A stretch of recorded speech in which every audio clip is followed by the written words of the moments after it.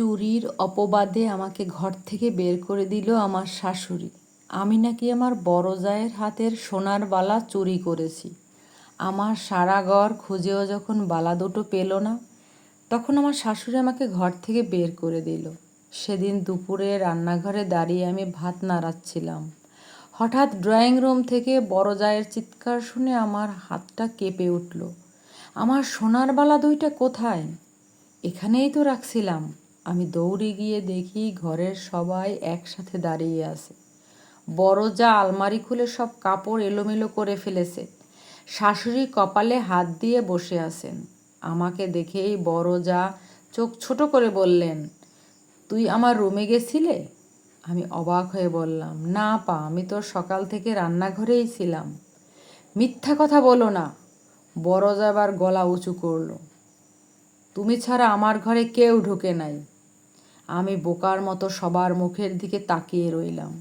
কি বলবো বুঝতে পারছিলাম না। আমার বুকের ভিতরটা কেমন কাঁপছিল। শাশুড়ি ধীরে ধীরে এসে বললেন, ছোট লোক ঘরের মেয়ে আনলে এমনই হয়, গয়না দেখলেই লোভ সামলাতে পারে না। কথাটা শুনে আমার চোখে পানি চলে এলো। আমি কাপা গলায় বললাম, আম্মা, আমি চুরি করি নাই, আল্লাহর কসম আমি কিছু নেই নাই। কিন্তু কেউ আমার কথা শুনল না। এরপর শুরু হলো আমার ঘর তল্লাশি। আমার কাপড়, ব্যাগ, মেয়ের জামা, এমনকি বালিশ পর্যন্ত খুলে দেখা হলো। আমার 5 বছরের মেয়েটা ভয় পেয়ে কোনায় দাঁড়িয়ে কাঁদছিল। সে কিছুই বুঝতে পারছিল না, শুধু বারবার বলছিল, আম্মু, তারা তোমার জিনিস কেন ফেলতেছে? আমি মেয়েকে বুকে জড়িয়ে ধরে শুধু কাঁদছিলাম। ঘণ্টাখানেক খোঁজাখুঁজির পরও যখন বালা পাওয়া গেল না, তখন শাশুড়ি হঠাৎ দরজার দিকে আঙুল তুলে বললেন, এই বাড়ি থেকে বের হয়ে যা, চোরের জায়গা আমার ঘরে নাই। আমি হতভম্ব হয়ে তাকিয়ে রইলাম। আম্মা, আপনি আমাকে এভাবে বের করে দিচ্ছেন? আর একটা কথাও না, তোর মুখ দেখতে ঘৃণা লাগতেছে। বড় যা ঠোঁট বাঁকিয়ে বলল, বালা বিক্রি করে হয়তো বাপের বাড়িতে টাকা পাঠাইছে। আমি আর সহ্য করতে পারলাম না। মনে হচ্ছিল বুকের ভিতর কেউ আগুন জ্বালিয়ে দিয়েছে। কিন্তু আমার পাশে দাঁড়ানোর মতো একজন মানুষও ছিল না। আমার স্বামী 3 বছর ধরে মালয়েশিয়ায় সংসারের জন্য দিন রাত পরিশ্রম করে। আমি ভাবছিলাম অন্তত সে আমাকে বিশ্বাস করবে। কাঁদতে কাঁদতে তাকে ফোন দিলাম। ফোন ধরতেই আমি সব খুলে বললাম।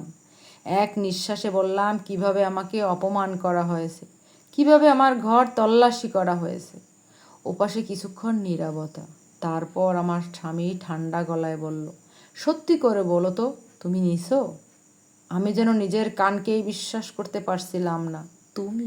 তুমিও আমাকে সন্দেহ করতেছো? দেখো, তোমার একটু লোভ আগের থেকেই বেশি। মাঝে মাঝে অপ্রয়োজনেও টাকা চাইতা, তাই সবাই এখন বলতেছে। আমি আর বাকিটা শুনতে পারলাম না।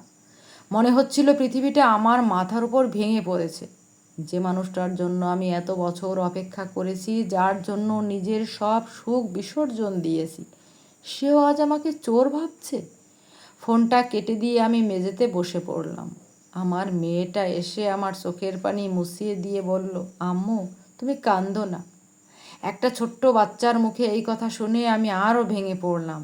সেদিন বিকেলেই একটা ব্যাগে কয়েকটা কাপড় গুছিয়ে আমি মেয়েকে নিয়ে বাড়ি থেকে বের হয়ে গেলাম।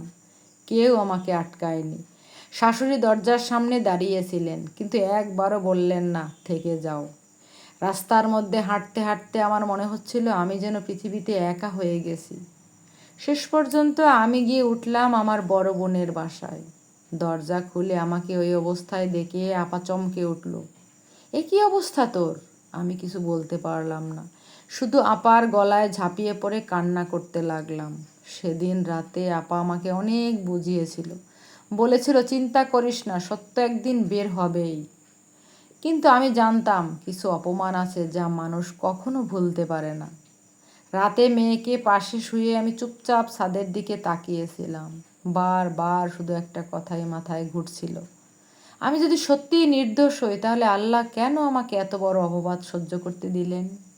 কিন্তু তখনও আমি জানতাম না, কয়েকদিন পর এমন একটা সত্য আমার সামনে আসবে যেটা পুরো পরিবারকে কাঁপিয়ে দিবে।